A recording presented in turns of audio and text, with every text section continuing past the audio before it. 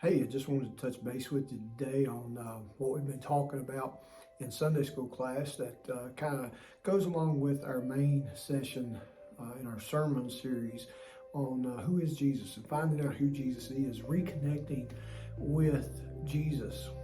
Today we started talking about Jesus saying, I am the bread of life. And we went back and traced that through manna in the days of Moses in the book of Exodus, and how manna was provided for them to eat. Then we went on forward into 1 Samuel, where David went to ask Ahimelech for some bread, and all they had was the showbread. And he gave him that showbread. We talked about what does showbread mean, and it had this meaning of bread of the presence and bread of the face, wanting to see you face to face, remind you of who God was. And this showbread was there to remind them how God sustained them, the 12 tribes of Israel. It was 2 stacks of 6 pieces each. It was to remind them how God had sustained the 12 tribes of Israel for 40 years. And it's a picture of how he sustains us too. And Richard brought up the fact, Jesus said, I am the bread of life, but he's really the bread of eternal life. And it starts now. It starts with us today. Not only is he our bread for sustaining life today, but that sustaining life to eternity. And I thank you, Richard, for bringing that up. One of the things that we talked about was, what does this mean for me? We can have confidence that Jesus is our life-sustaining bread today, that he nourishes us. He says, I am the bread of life.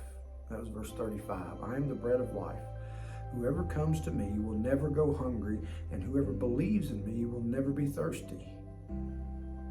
But as I told you, you have seen me, and still you do not believe. And if we're not careful, we put ourselves in that same situation. We've seen how Jesus works in our lives and the lives of our friends. We've read about Jesus in the scriptures. And yet there's times where we say, aren't you going to work, Jesus? Where are you at, Jesus? You can't love me anymore, Jesus. And things like that. And no, that's not who Jesus is. He loves you today as much as he did yesterday, as much as he will tomorrow. It's a never-ending love. And as Jacob had talked about in sermon, it's full of grace and mercy and truth. And he loves you the same yesterday, today, and forever.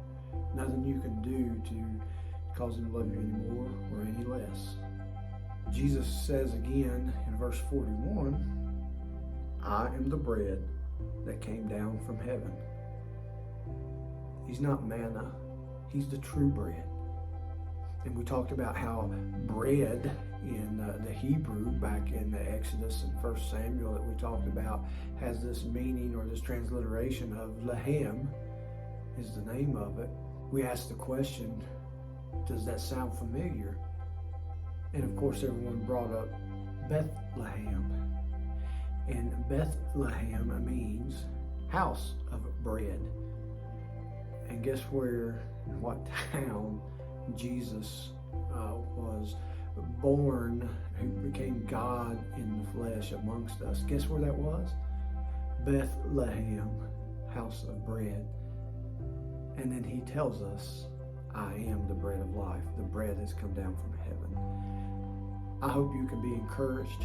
I hope you can be nourished in the bread of life, the bread of eternal life that has come from heaven in the days, weeks, and years to come.